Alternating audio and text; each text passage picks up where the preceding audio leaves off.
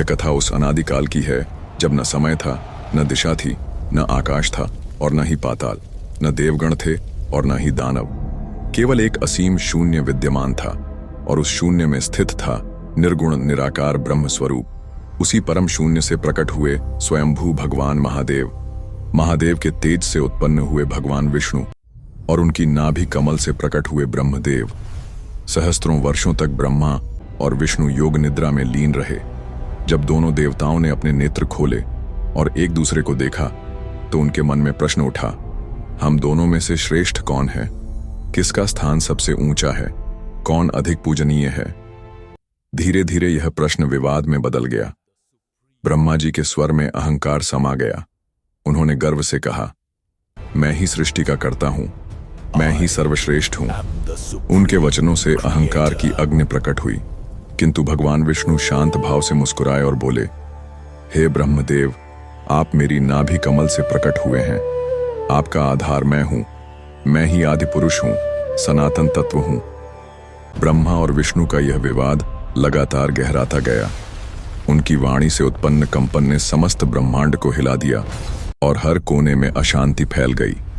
जब यह विवाद अपने चरम पर पहुंचा, तभी ब्रह्मांड के मध्य एक अद्भुत दिव्य प्रकाश पुंज प्रकट हुआ। उस प्रकाश की ज्योति इतनी प्रचंड थी कि सूर्य, चंद्र और नक्षत्र तक फीके पड़ गए। उसका न कोई आरंभ दिख रहा था और न कोई अंत। वह अनंत, शाश्वत और सनातन था। ब्रह्मा और विष्णु उस ज्योति को देखकर विस्मित रह गए। उन्होंने प्रश्न किया, हे दिव्य प्रकाश, आप कौन हैं और आपके प्रकट होने का क्या अर्थ है? तभी उस ज्योति से गंभीर ध्वनि गूंजी, मैं ही आदि हूं, मैं ही अनादि हूं, मैं ही वह परम तत्व हूं जो तुम्हारे विवाद का समाधान कर सकता है। तुम दोनों में से जो इस प्रकाश के छोर तक पहुंच जाएगा वही श्रेष्ठ कहलाएगा। तुम में से एक उत्तर दिशा की ओर जाओ और दूसरा दक्षिण दिशा की ओर। यह सुनकर ब्रह्मा जी उत्तर दिशा की ओर चल पड़े और भगवान विष्णु दक्षिण दिशा की ओर। सहस्रों वर्षों तक वे दोनों चलते रहे, लेकिन उस प्रकाश का न आदि मिला और न ही अंत। अंततः विष्णु ठहर गए और चिंतन करते हुए बोले, यह प्रकाश हमारी समझ से परे है। यह कोई साधारण ज्योति नहीं, बल्कि अनंत सत्य है। उन्होंने विनम्रता से पराजय स्वीकार कर ली और उस प्रकाश के समक्ष नतमस्तक हो गए। किंतु ब्रह्मा जी का अहंकार और अधिक प्रबल हो उठा। वे सोचने लगे, यदि मैं छोर तक न पहुंचा तो सर्वश्रेष्ठ कैसे कहलाऊंगा? किसी भी प्रकार विजय होना ही होगा। उसी समय उन्हें उस प्रकाश के मध्य एक केतकी पुष्प दिखाई दिया। ब्रह्मा जी ने उससे पूछा, हे केतकी पुष्प, क्या तुमने इस प्रकाश का अंतिम छोर देखा है? पुष्प ने कहा, हे देव, यह ज्योति अनंत है। मैं तो एक साधारण पुष्प हूं, मुझे इसका कोई छोर मालूम नहीं। ब्रह्मा जी के मन में छलपूर्ण विचार आया। उन्होंने कहा, यदि कोई पूछे तो साक्षी देना कि मैंने इस प्रकाश का अंतिम छोर पा लिया है। मुझे किसी भी प्रकार स्वयं को सर्वश्रेष्ठ सिद्ध करना होगा। केतकी पुष्प झूठ का भागी नहीं बनना चाहता था, किंतु ब्रह्मा जी के दबाव में मौन हो गया। सहस्त्रों वर्षों की यात्रा के पश्चात ब्रह्मा और विष्णु पुनः उस स्थान पर लौटे जहां वह अनंत प्रकाश पुंज प्रकट हुआ था। तभी उस ज्योति से दिव्य वाणी गूंजी, हे ब्रह्मा और विष्णु, तुम दोनों ने इस ज्योतिर्लिंग का आदि अंत खोजने का प्रयास किया है। अब बताओ, तुम में से कौन विजयी हुआ? ब्रह्मा तत्परता से बोले, मैंने इसका अंतिम छोर पा लिया है। इसका प्रमाण ये केतकी पुष्प है जिसने मुझे वहां देखा। पुष्प मौन रहा और ब्रह्मा गर्व से भर उठे। ऊंचे स्वर में उन्होंने कहा, अब सिद्ध हो गया कि मैं ही सर्वश्रेष्ठ हूं।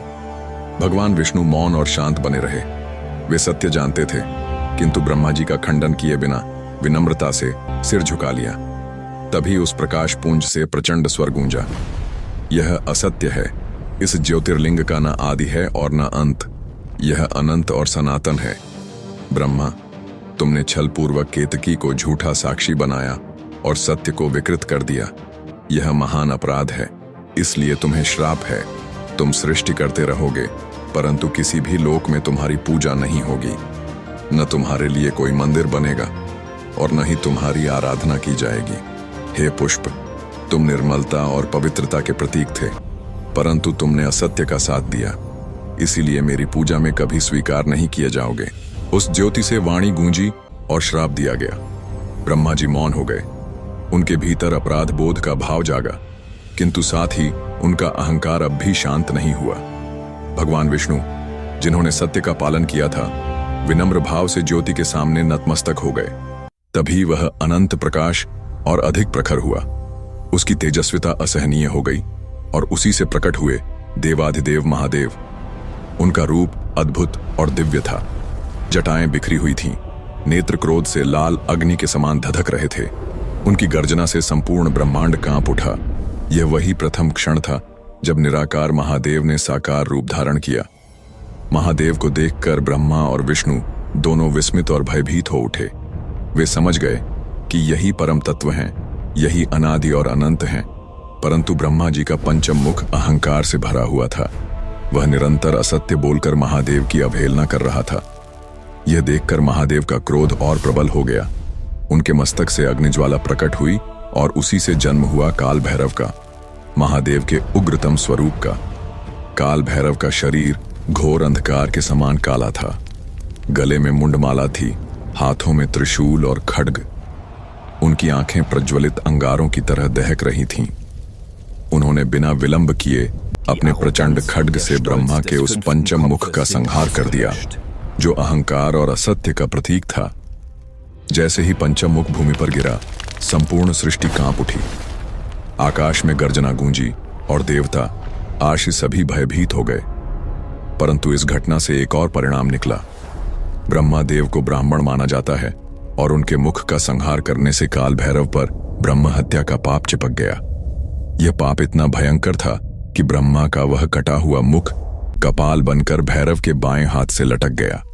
उससे निरंतर रक्त की बूंदें टपकती रहीं। सत्ययुग का प्रारंभ हो चुका था। किंतु काल भैरव सोच में डूब गए। मैं स्वयं महादेव का स्वरूप होते हुए भी इस पाप से मुक्त क्यों नहीं हो पा रहा। वे दिशाओं में भटकने लगे। सबसे पहले वे देवलोक पहुंचे। इंद्र ने उन्हें बताया, हे भैरव, यहां अमृत कुंड है। यह अमृत प्रदान करता है, परंतु पाप मुक्ति नहीं।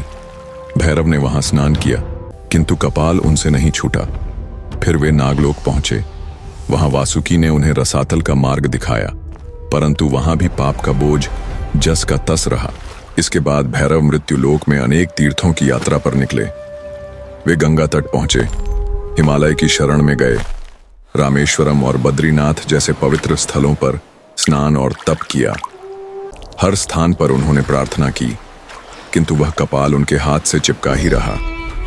भैरव निरंतर व्याकुल और क्लांत होते रहे। उनकी तपस्या और खोज जारी रही, लेकिन कोई मार्ग न सूझा। अंततः वे काशी की ओर बढ़े। उस समय काशी नगरी को स्वयं महादेव का निवास माना जाता था। जैसे ही काल भैरव ने काशी में प्रवेश किया और पवित्र गंगा में स्नान किया, वैसे ही उनके हाथ से चिपका हुआ कपाल स्वतः पृथ्वी पर गिर पड़ा। उस क्षण रक्तस्राव थम गया और उन्हें ब्रह्म हत्या के पाप से मुक्ति मिली। यह स्थान आज कपाल मोचन कुंड कहलाता है। यही वह पवित्र स्थल है जहां काल भैरव को मुक्ति प्राप्त हुई। उस समय स्वयं महादेव प्रकट हुए और बोले, हे भैरव, काशी मोक्ष की नगरी है। यहां हर पाप धुल जाता है। अब से तुम इस नगरी के कोतवाल रहोगे। काशी में जो भी प्राणी मृत्यु को प्राप्त होगा, उसके मोक्ष की अनुमति सबसे पहले तुम दोगे। उस क्षण से काल भैरव काशी के रक्षक और कोतवाल माने जाने लगे। भक्त आज भी उनके मंदिर में जाकर गाते हैं, काशी का पुराधिनाथ काल भैरव भजे। इस प्रकार अनादिकाल से चली आ रही इस दिव्य कथा ने सिद्ध कर दिया कि अहंकार का अंत विनाश में ही होता है, जबकि सत्य और विनम्रता का फल सदा मोक्ष और शांति देता है। भगवान महादेव ने काल भैरव को केवल पाप से मुक्ति ही नहीं दी, बल्कि उन्हें काशी का अनंत कोतवाल भी बना दिया। आज भी माना जाता है कि जब कोई जीव काशी में प्राण त्यागता है, तो उसके मोक्ष का निर्णय सबसे पहले काल भैरव करते हैं। यह कथा हमें यह शिक्षा देती है कि सत्य कितना भी कठोर क्यों ना हो, वह अंततः विजय प्राप्त करता है, और असत्य चाहे कितना भी आकर्षक लगे, उसका परिणाम पतन और श्राप ही होता है। मित्रों, कैसी लगी आपको शिव पुराण की यह अद्भुत कथा? यदि आपको यह कहानी ज्ञानवर्धक और प्रेरणादायी लगी हो, तो वीडियो को लाइक करें, अपने मित्रों के साथ शेयर करें और चैनल को सब्सक्राइब करना ना भूलें। कमेंट में जरूर लिखें, क्या आप कभी काशी के काल भैरव मंदिर दर्शन के लिए गए हैं? हम फिर मिलेंगे आपसे एक और अद्भुत कथा के साथ। जय श्री महाकाल, जय काशी विश्वनाथ।